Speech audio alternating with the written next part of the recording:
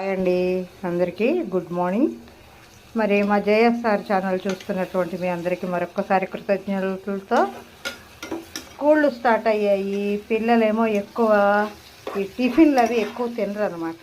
ప్రతి దానికి మారం చేస్తూ ఉంటారు. అయితే ఇటువంటి వాళ్ళకి ఏంటంటే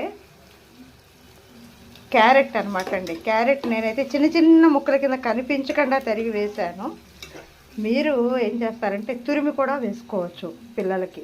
కొందరు తినకను అది ఇది అని చెప్పే పిల్లలకి. అయితే ఇదేమిటంటే క్యారెట్ ఉప్మా అనమాట అండి. క్యారెట్ ఉప్మా నేను రెడీ చేస్తున్నాను. సాధారణంగా ఉప్మాకి పోపు వేసాక పోపులో నీళ్లు పోసేస్తూ ఉంటారు. కానీ నేనైతే ఈ పక్కన ఎసరు పెట్టుకున్నా. తొందరగా ఈజీగా ఉప్మా రెడీ అయిపోతుంది అనమాట అండి క్యారెట్.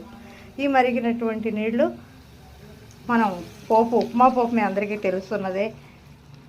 అది వేసుకుని అందులో కాసిన నీళ్లు పోసేసి అది మరుగుతూ ఉండగా కొద్దిగా సాల్ట్ అది వేసేసి రవ్వ పోసేస్తామన్నమాట.